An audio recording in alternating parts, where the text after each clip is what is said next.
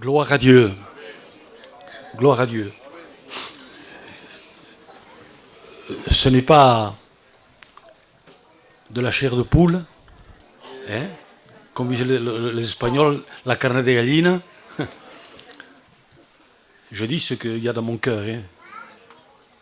Ce n'est pas une émotion charnelle, mais réellement, c'est la présence de Dieu.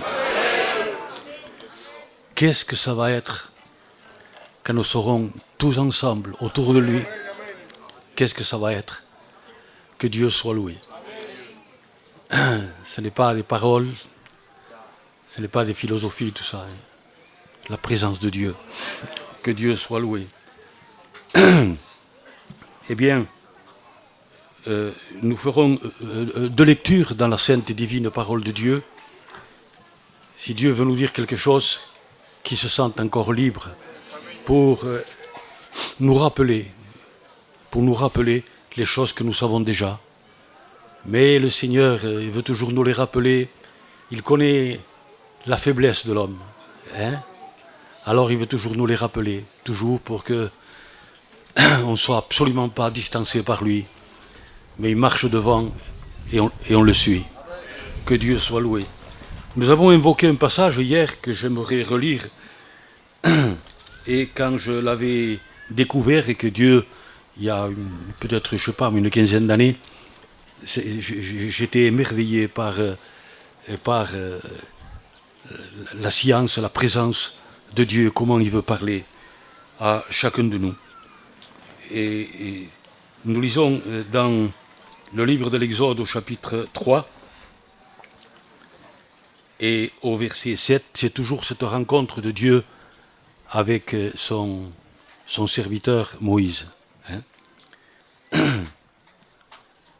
L'Éternel dit, « J'ai vu la souffrance de mon peuple qui est en Égypte, et j'ai entendu les cris que lui font pousser ses oppresseurs. Car je connais ses douleurs, je suis descendu pour le délivrer de la main des Égyptiens et pour le faire monter. » C'est ce que nous avons invoqué hier, hein, où il dit à Moïse, « Voilà Moïse, je suis descendu pour délivrer mon peuple et pour le faire monter. » Voilà le but de cette conversation de Dieu lui-même avec Moïse, bouche à bouche, comme ça. Hein. Et la deuxième lecture, c'est dans l'évangile de Matthieu. Dans l'évangile de Matthieu, c'est la fin, les dernières paroles du sermon sur la montagne.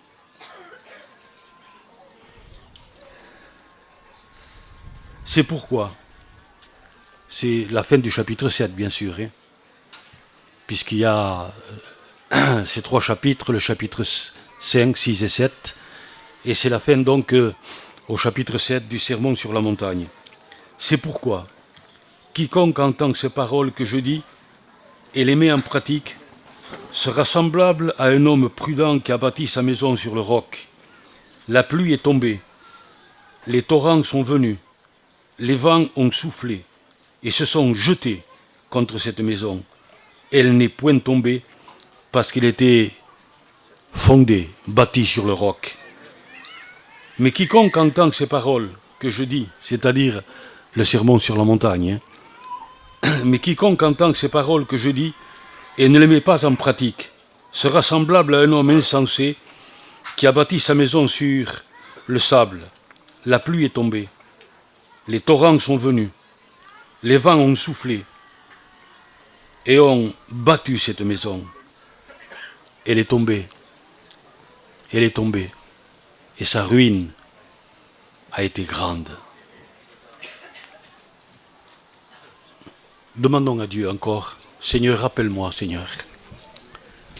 Rappelle-moi, Seigneur, pour que ma vie soit fortifiée. Seigneur, comme le sportif qui s'entraîne, Seigneur, mon Dieu, à courir sur la carrière que tu nous as ouverte, Seigneur, et à te suivre, Seigneur.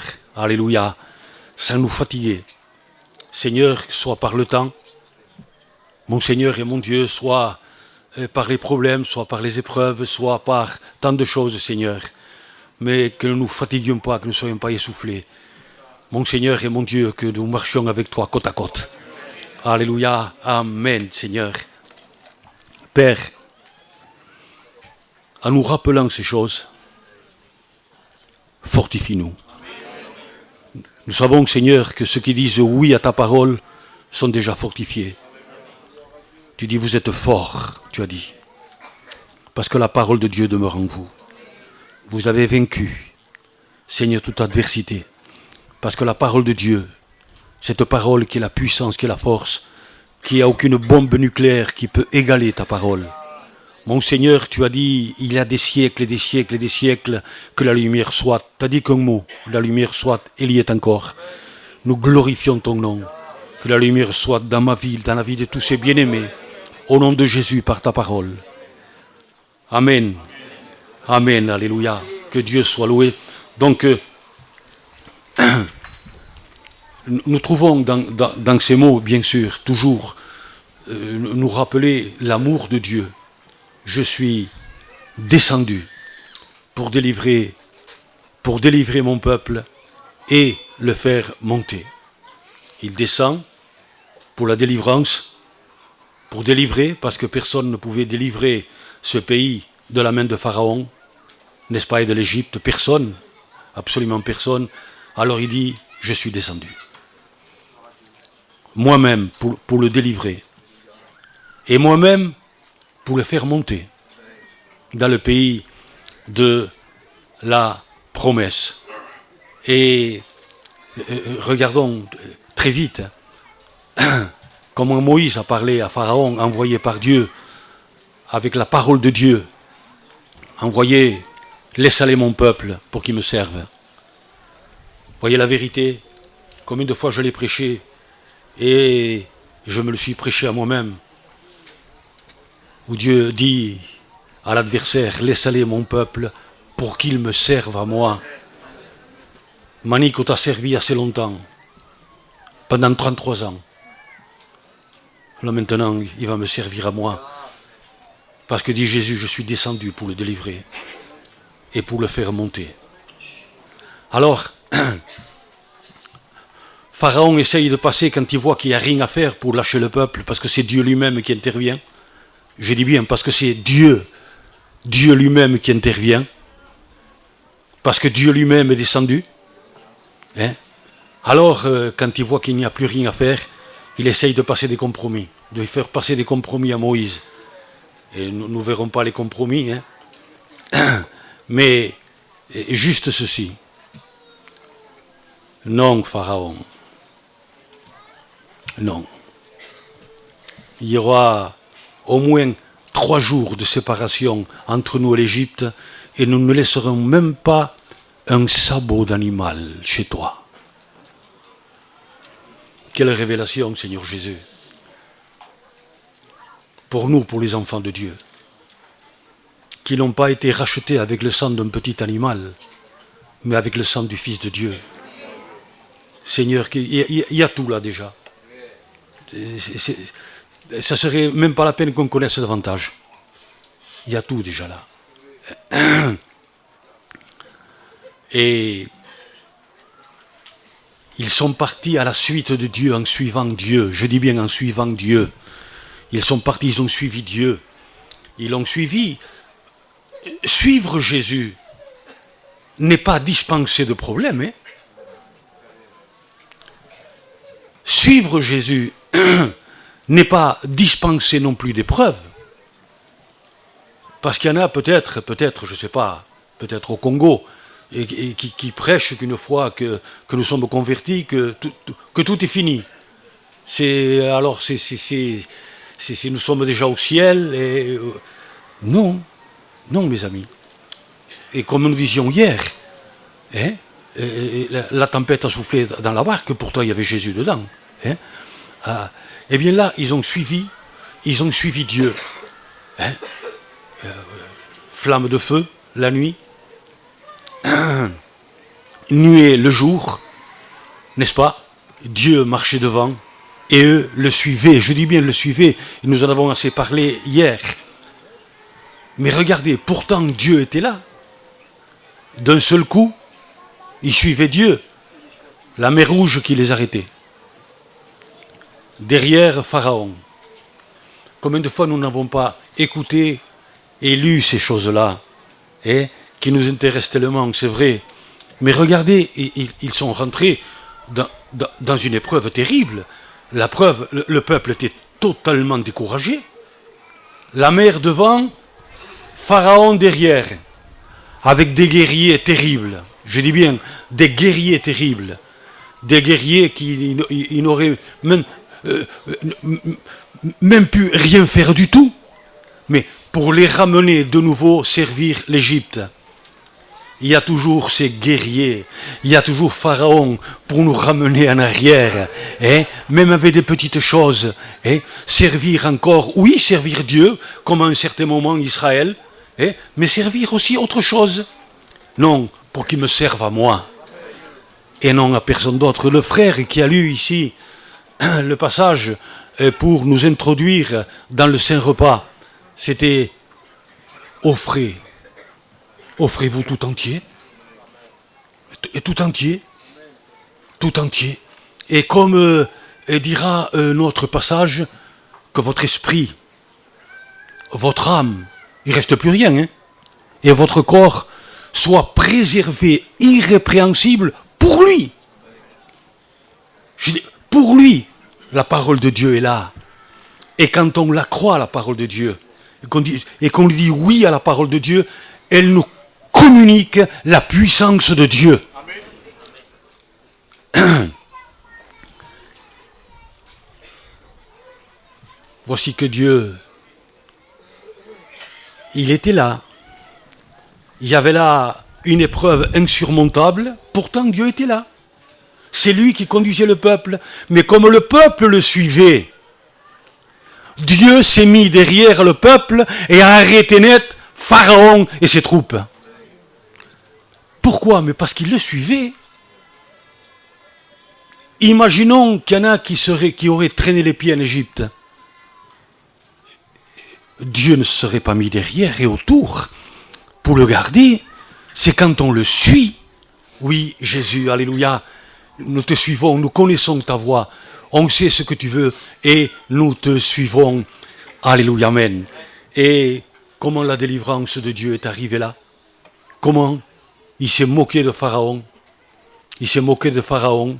Je ne sais pas comment il a fait pour dévicher les roues. Mais c'est parce que on parlera ici. Et comment et Dieu les a arrêtés, non pas seulement arrêtés, mais la mer Rouge s'est ouverte pour que les fils de Dieu passent.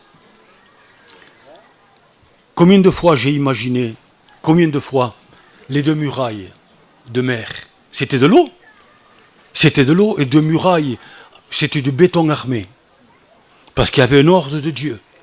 De combien de mètres elles faisaient ces murailles d'eau? J'en sais rien. Elles étaient là figées. Comme un régiment au garde à vous devant les enfants de Dieu. C'est pas n'importe quoi d'être un enfant de Dieu. C'est pas n'importe qui un fils de Dieu. C'est pas n'importe qui une fille de Dieu. Fille de Dieu. C'est pas n'importe quoi. L'adversaire voudrait diminuer, mépriser, abaisser. Qu'est-ce que c'est l'Église? Qu'est-ce que c'est un fils ou une fille de Dieu?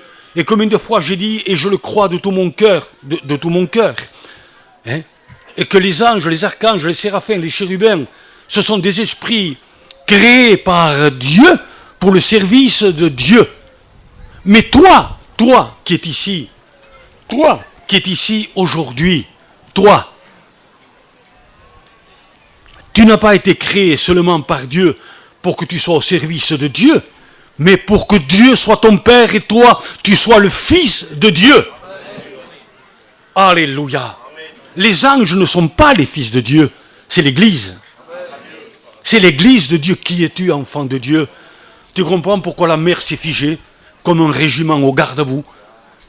C'était les fils de Dieu qui passaient. C'est comme si c'était le Seigneur qui passait.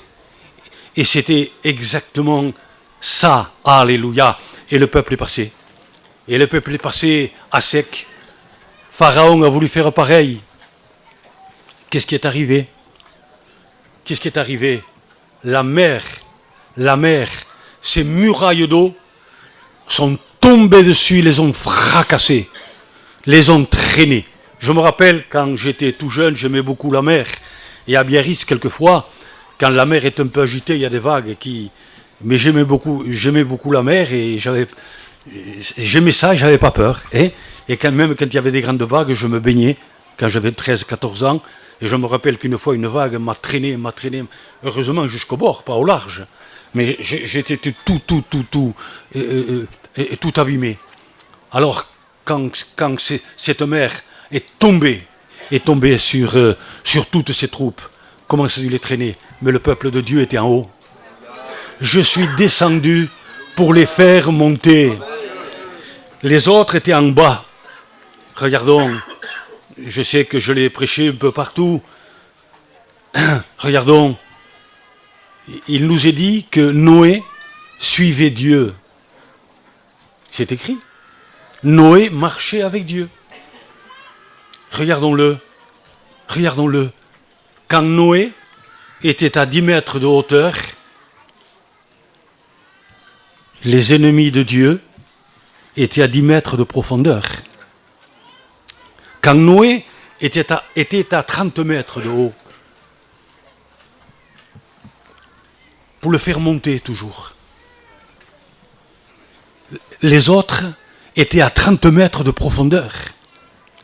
Être enfant de Dieu, réjouissons-nous, peuple de Dieu, pleurons devant lui, versons des larmes, oui, de notre cœur devant lui, versons des larmes, merci Seigneur. Tu es là uniquement pour me faire monter, mon Seigneur et mon Dieu. Alléluia. Nous pourrions parler d'autres choses, mais nous ne le ferons pas. Par exemple, comme de Lot. Dieu se souvient d'Abraham, il est dit, quand il a fait pleuvoir le feu et le soufre sur Sodome et Gomorrhe. Il n'est pas dit que Dieu se souvient de Lot. Dieu se souvient d'Abraham et il sauva Lot. Et que lisent les anges de suite?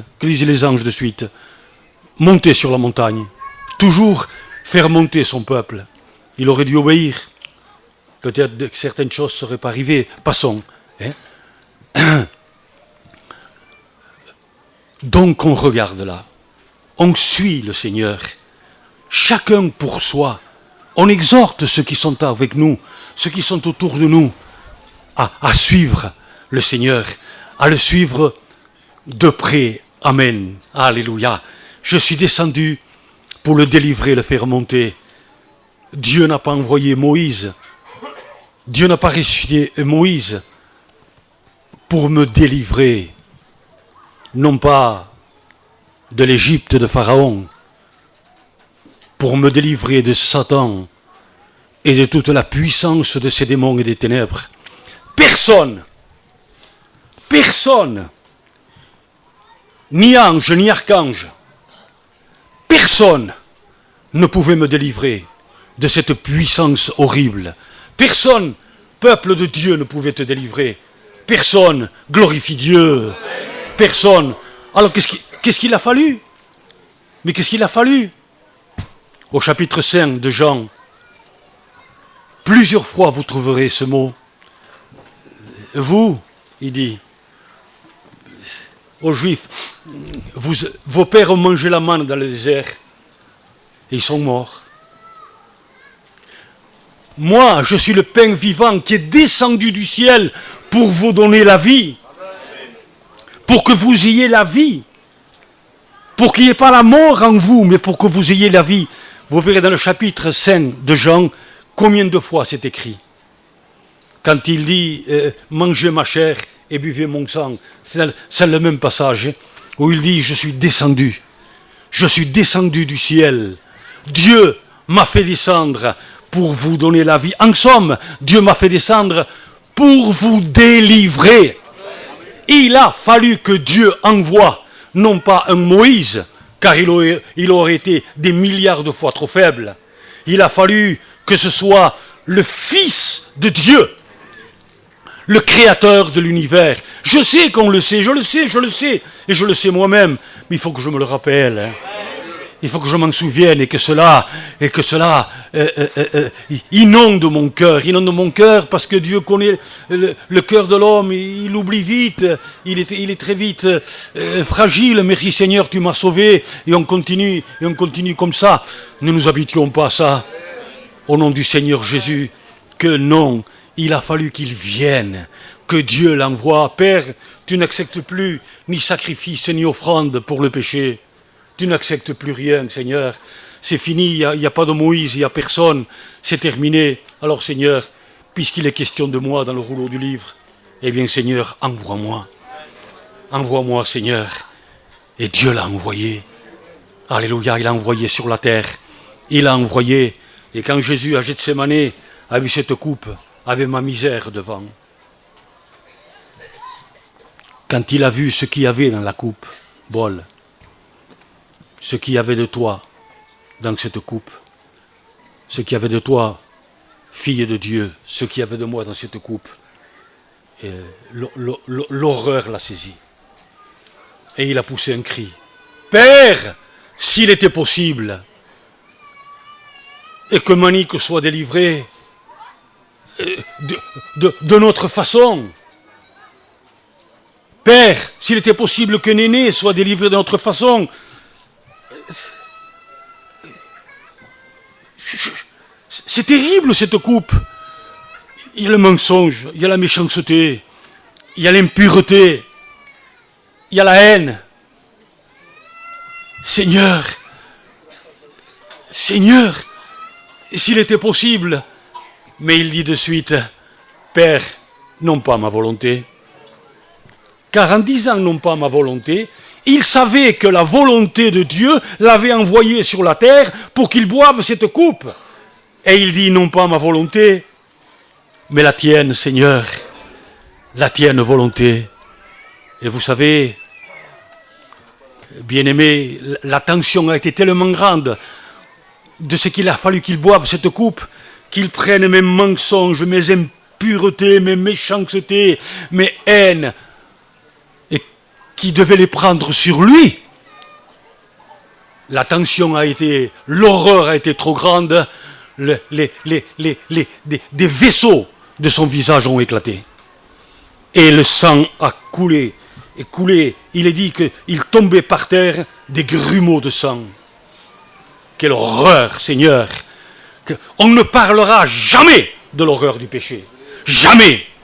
Jamais, nous, les serviteurs, on ne mettra pas, on ne rappellera jamais assez le péché à sa juste horreur. Il n'y a qu'à regarder Golgotha.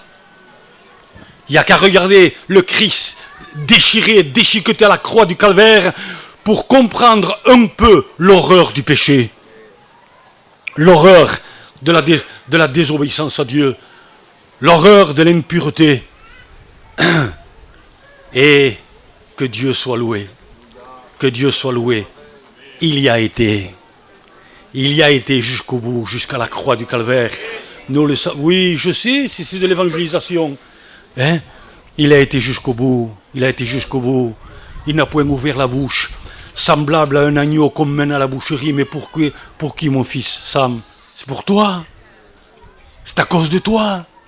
Il dira à lui-même, à un certain moment, si je voudrais, Dieu enverrait pour me défendre. Il enverrait 12 légions d'anges, si je voudrais. Vous savez combien c'est chaque légion? C'est 6000 anges. Chaque légion. Alors, ceux qui savent compter, multipliez 6000 par 12. Et vous verrez combien ça fait. Mais il n'a point ouvert la bouche. Il n'a pas bronché. Il avait tous les droits de broncher en tant que de ce qu'il était, mais il n'a pas bronché. Parce qu'il savait, il nous regardait déjà. Il te regardait, et il te voyait déjà délivré et à côté du trône de Dieu pour toute l'éternité. À côté de ce trône de Dieu. Alléluia. Dans la gloire éternelle. Laissez-moi vous donner ce... Merci. ce témoignage de cet homme de Dieu des années 50, ce grand prophète qui s'appelait William Marion Branham, un prophète réellement qui n'avait rien de moins que ceux des plus grands de l'Ancien Testament. Juste un témoignage de lui, juste. Il allait faire une mission avec 2 ou 3 serviteurs, et d'un seul coup, tout était barré, et il y avait eu un terrible accident. Alors ils se sont arrêtés, et les autres sont restés à la voiture, et lui est descendu. William Branham est descendu de la voiture pour regarder ce que c'était, n'est-ce pas, cet accident. Et il a vu un accident terrible, et là, qu'il y avait un jeune, et il y avait un jeune par terre, couvert d'une couverture, déjà, parce qu'il était mort, n'est-ce pas, et il y avait juste ses pieds qui dépassaient. Et d'un seul coup, il a regardé tout autour comme ça.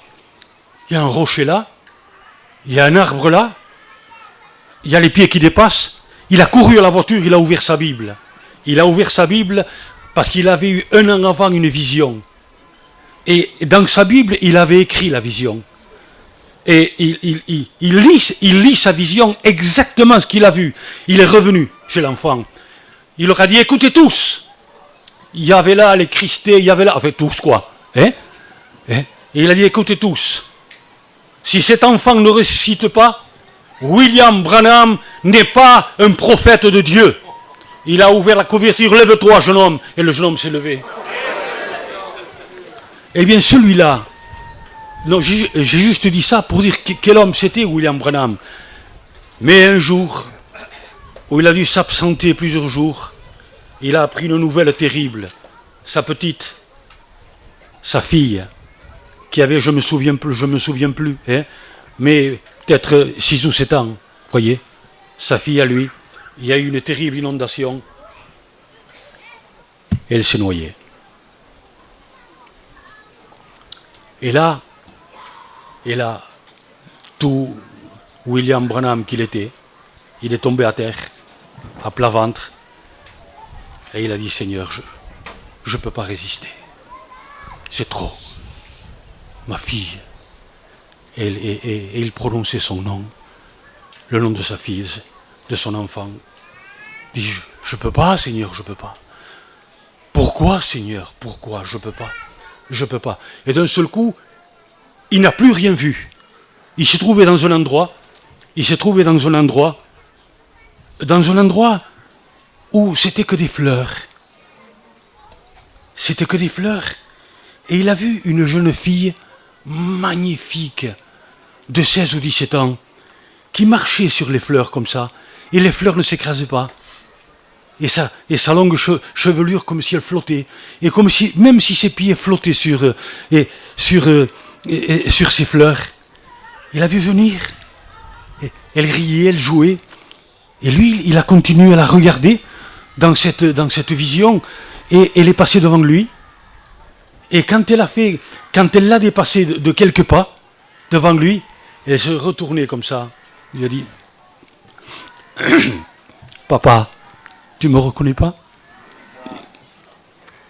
Je suis ta fille. C'est moi ta fille. Et il a regardé, regarde. Voici ta demeure ici. Je t'attends, papa. Voilà la vérité. Un endroit glorieux.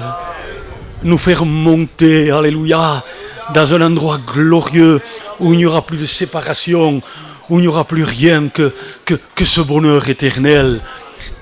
Alléluia. Amen, amen, amen.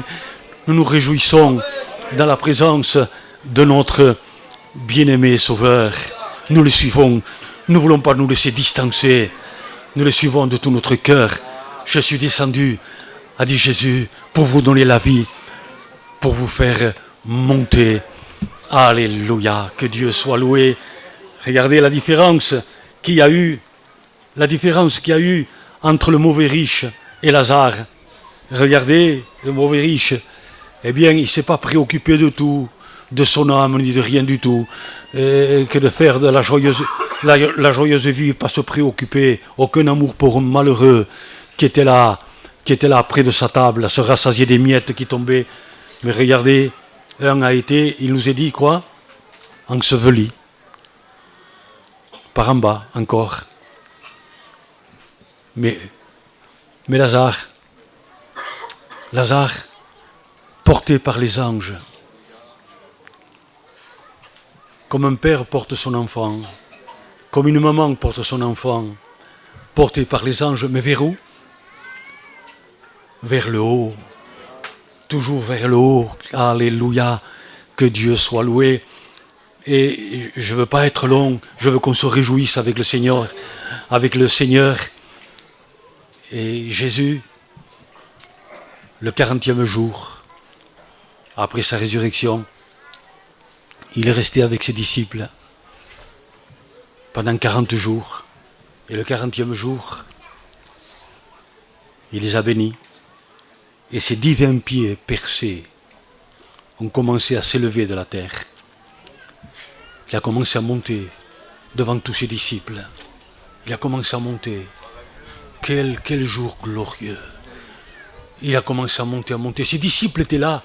Vous vous rendez compte, ils se seraient arrachés les yeux pour regarder davantage.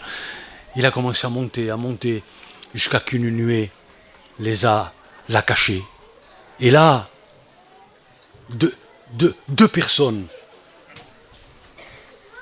se sont présentées à eux, toutes vêtues de blanc.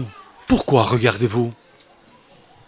Hommes galiléens, pourquoi regardez-vous dans le ciel? Pourquoi? Que j'aime cette parole qui suit, qu'ont dit les anges. Que j'aime cette parole qui suit quand il leur a dit, hommes galiléens, pourquoi regardez-vous vers le ciel? Pourquoi? C'est cette parole-là. Ce même Jésus, que j'aime ça, Seigneur. Il n'est pas dit, Jésus va revenir. Non, ce même Jésus. Vous le relirez dans Acte 1. Ce même Jésus que vous avez vu monter, celui-là, parce que c'est celui-là que je veux, moi, qui vienne me chercher. Merci Seigneur, merci Seigneur de tout mon cœur, et pour Lazare, que les anges sont venus le chercher, merci Seigneur. Mais non, il est dit, ce même Jésus qui est mort pour toi à la croix du calvaire, qui s'est fait crucifier, qui s'est fait ouvrir la poitrine pour toi parce qu'il t'a aimé, néné, ce même Jésus reviendra de la même façon que vous l'avez vu venir, que vous l'avez vu partir. Amen. Ce même Jésus vient pour moi. Vient pour toi, mon Roberto. Ce même Jésus, José, il vient vers nous. Aime-le, suis-le. Alléluia. Il ne s'est pas contenté de te sauver. Il vient te chercher lui-même. Ce même Jésus, alléluia, reviendra. C'est une promesse. Tout ce qui se passe sur la terre aujourd'hui, tous, je l'avais dit dernièrement à Bouey, mais je ne suis pas prophète, mais c'est d'après la Bible et ce qui se passe dans le monde. Tout nous dit que le Seigneur revient. Mais absolument tout ce qui se passe en Amérique, tout ce qui se passe dans le monde, tout, je dis bien tout, absolument tout, et il ne manque rien. Jésus revient. Alléluia. Il revient. Amen, alléluia. Il revient chercher les siens. Les autres vont être ensevelis encore par le feu. Mais les siens, qu'il s'est rachetés avec son propre sang pour Dieu, il vient se les prendre et les faire monter avec lui dans un endroit glorieux, dans un endroit merveilleux. Ce n'est pas des histoires, c'est la réalité de la vérité des vérités. Jésus, ce même Jésus, vient nous chercher. Il est venu une fois pour nous faire monter d'où? Pour nous faire monter des ténèbres, quand il est venu. Pour nous faire monter de la misère du péché. Pour nous délivrer des puissances sataniques. Pour nous délivrer de la puissance et nous faire monter de la puissance du péché. Alléluia. Et nous faire monter de tout ça, mais aussi, amen, il revient directement pour nous faire monter avec Lui, que Dieu soit loué. Mes amis, il a prêché le sermon sur la montagne, et je finirai par ça. Il a prêché le sermon sur la montagne, où il y avait des centaines et des centaines de gens qui l'écoutaient, et que nous écoutons aussi, depuis des siècles. Il a prêché, et comment il a commencé? Heureux, heureux, heureux. Enfin, ça veut dire la plénitude du bonheur. Il commence comme ça au chapitre 5, dans ce sermon sur la montagne. Mais si nous pourrions résumer à peu près tout, chaque fois qu'il a dit heureux, c'est heureux les humbles et heureux ceux qui ont le cœur pur. Dieu a horreur du mélange, quel qu'il soit, d'où qu'il vienne. Le mélange, Moïse a dit, nous ne te laisserons même pas un sabot, même pas un ongle d'animal, rien. À l'Égypte et à Pharaon. Alors, il commence comme ça, et comment il termine? C'est le chapitre 7. Comment il termine ces derniers mots? Il y en a qui me diront, c'est ces dernières paroles, hein. Il y en a qui me diront, en ce jour-là, n'avons-nous pas fait des miracles? Il est même dit beaucoup de miracles, vous le relirez juste avant ce que nous avons lu tout à l'heure. Ce que nous avons lu, c'est juste après. N'avons-nous pas prophétisé en ton nom? N'avons-nous pas prêché? Je ne vous ai jamais connu. Arrière de moi, ouvrier d'iniquité, Dieu a horreur du mélange. C'est des gens qui ont partagé les choses de Dieu comme à un moment donné Israël le faisait, les choses de Dieu avec la pureté, avec la sainteté de Dieu, et à suivre Jésus. Par moments ils suivaient Dieu, et par moments ils suivaient le monde, ou les choses qui sont dans le monde, ou les choses du diable. Et de suite après il dit, quiconque entend les paroles que je viens de dire, c'est-à-dire tout le sermon sur la montagne, quiconque entend les paroles que je viens de dire et les met en pratique, c'est ça suivre Jésus. Vous avez entendu qu'il a été dit ceci. Moi je vous dis, dit Jésus, aimez vos ennemis, faites du bien à ceux qui vous persécutent. Vous avez entendu qu'il a été dit, moi je vous dis, réponds pas aux méchants. Moi je vous dis, gardez-vous de la religion comme les pharisiens. Gardez-vous de ça. Moi je vous dis, il continue à dire, et il dit, et quiconque a mis en pratique ce que je viens de dire, il dit, il est semblable à un homme qui a bâti sur le roc. Qu'est-ce que c'est bâtir sur le roc? C'est bâtir sur Jésus, bâtir sur sa parole. Chaque fois que nous nous dévions, pour peu que ce soit de la parole de Dieu, nous bâtissons à côté. On ne bâtit pas sur la poussière. On bâtit sur Jésus, qui est le rocher. Je répète, chaque fois qu'on dévie de peu même, n'allez pas me prendre pour un extrémiste. Je suis encore au-dessous de ce que dit la parole de Dieu. Hein? Chaque fois qu'on dévie de la parole de Dieu, chaque fois qu'on désobéit pour peu à la parole de Dieu, nous bâtissons à côté. Nous bâtissons sur le sable, on ne bâtit pas sur la poussière. On bâtit sur lui. On bâtit sur sa parole, quelle qu'elle soit sa divine parole. Quoi que ce soit qu'il nous demande. Amen. Et il dit, la tempête est venue.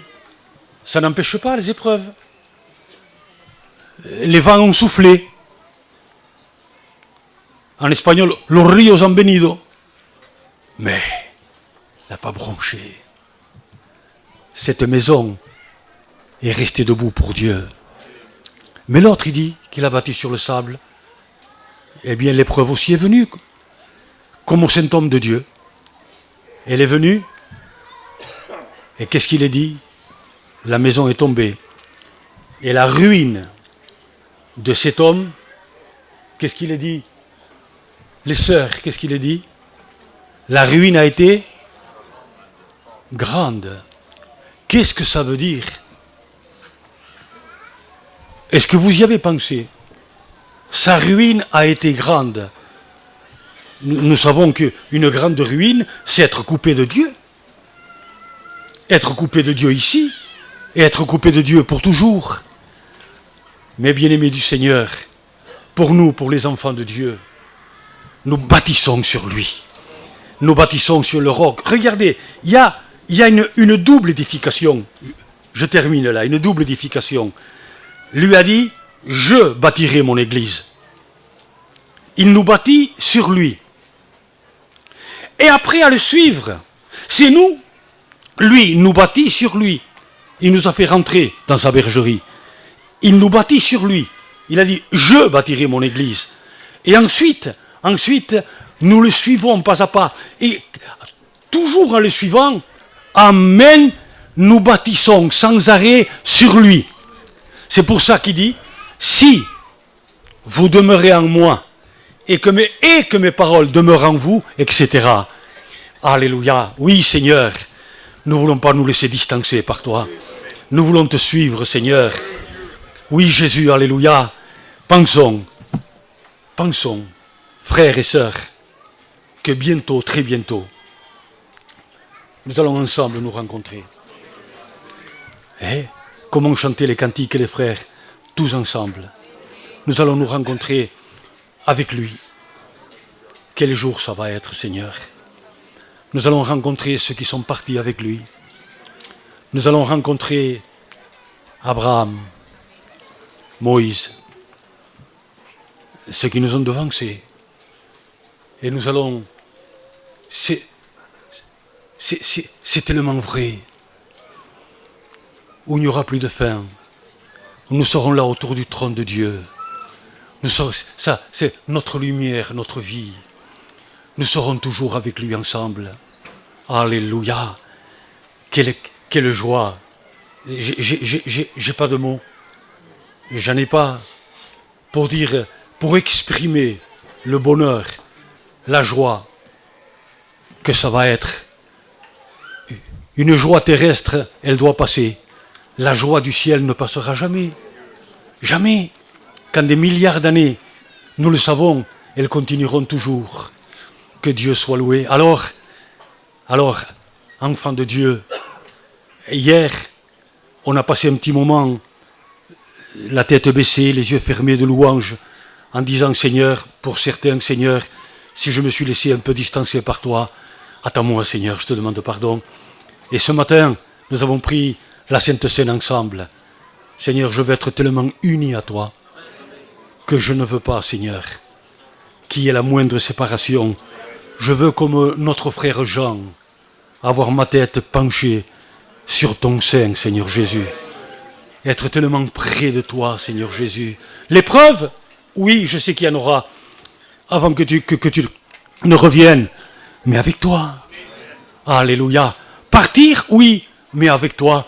Ce Jésus que vous avez vu partir, de la même manière, ce Jésus viendra vous chercher. Nous glorifions Dieu. Nous rendons gloire à ce Seigneur. Alléluia. Seigneur, si notre cœur s'est contaminé le moins du monde par la moindre chose, nous voulons encore là, Seigneur, nous approcher de toi. Seigneur, si c'est même par une mauvaise pensée, mon Seigneur et mon Dieu, que nous ne l'avons pas chassée de suite, mais que nous l'avons fait, nous avons permis qu'elle descende dans notre cœur. Seigneur, je veux te demander pardon, Jésus. Je ne veux que rien me sépare de toi. La moindre chose me sépare de toi. Uni à toi. toi en moi et moi en toi, Seigneur. Alléluia. Oui, je t'aime, Jésus. Oui, je t'aime, mon Dieu. Alléluia. Il y a quelques frères là, quelques sœurs qui vont dire, Seigneur, pour la moindre chose, pas pour ceux qui ont déjà demandé pardon hier, hein, à Dieu pour être de nouveau, que Jésus nous attende. C'est fini. Quand on le fait une fois, on n'a plus besoin de le refaire. Non, non, ce Seigneur